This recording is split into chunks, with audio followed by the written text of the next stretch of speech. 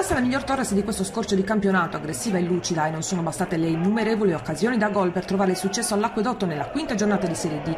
I rossoblù pareggiano 1-1 contro il Castiadas ed è un risultato che penalizza fin troppo una squadra volitiva e che per larghi tratti ha giocato un ottimo calcio. Si parte forte, al terzo bellissima azione tra Bianco, De Martis e Sarrizzu. Quest'ultimo si fa restituire la sfera e a botta sicura trova il palo con Monni battuto. Trascorrono 2 minuti ed è ancora Sarrizzu protagonista, sgroppata sulla destra, palla al centro e De Martis trova la respinta del portiere. L'azione prosegue con Bianco che impatta sul palo e questa volta sulla ribattuta De Martis la mette dentro per l'1-0 che vale una lunga corsa verso la curva. All'11° Mesina ci prova su punizione, ma è ancora la Torres a rendersi pericolosa al 15° con Bianco che ruba palla e innesca Sarrizzu. La difesa ospite si salva. Il Castiadas di Mister Paba, costretto al cambio al 36°, fuori Cordeddu infortunato dentro Figos. Un minuto dopo, Chinalis deve compiere un miracolo sul colpo di testa di Boi, ben indirizzato sotto la traversa. Il tempo si chiude con la Torres in avanti, vicinissimo al raddoppio, su testa di Briukov da corner di De Martis. Nel recupero, la munizione per Scioni che si rivelerà fatale nella ripresa.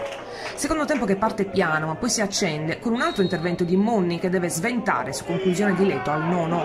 Sull'angolo seguente ancora il baby portiere impegnato direttamente da De Martis. È il miglior momento della Torres. Bianco all'11° colpisce a botta sicura ma il pallone è sulla schiena di Steni. Un minuto dopo la Zazzara manda al lato. Al 16° Sarrizzu è favorito da un rimpallo in aria, si trova il pallone buono tra i piedi ma spedisce alto. Il Castiadas si riaffaccia in area rossoblù giusto il tempo di siglare il gol con Mesina che in girata insacca sugli sviluppi di un angolo. È il 22°. Torres che continua a macinare il gioco e crea moltissimo soprattutto sugli esterni con De Martis a svariare dietro con la complicità di Leto. Al 30° Sarrizzu riceve da Bianco ma perde il tempo giusto per la conclusione, ribattuta dalla difesa. Leto, infortunato, lascia il campo a Bilea, ma gli ultimi 10 minuti la foga rossoblù porta qualche leggerezza di troppo. Al 34° Boi impensierisce la difesa colpendo di testa su azione d'angolo. Al 36° Scioni, già ammonito, si fa espellere dopo un testa a testa con un avversario, rossoblù in 10.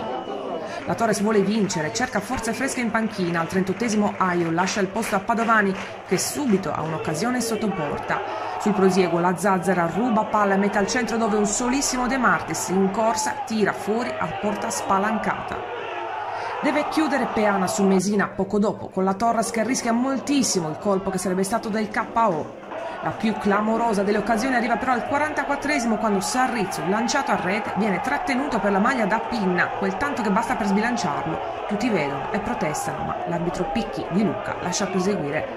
Frustrazione e stanchezza nel fallo di Peana che gli costa il rosso diretto a 1 minuto dal 90°. La Torres termina in 9. Dentro Riccardo Pinna per Sarrizzu, ma non c'è più tempo. Un punto che sta stretto, una vittoria casalinga cercata ma non trovata. La strada è quella giusta e ora occorre cambiare marcia già da domenica prossima sul campo dell'Aprilia Racing.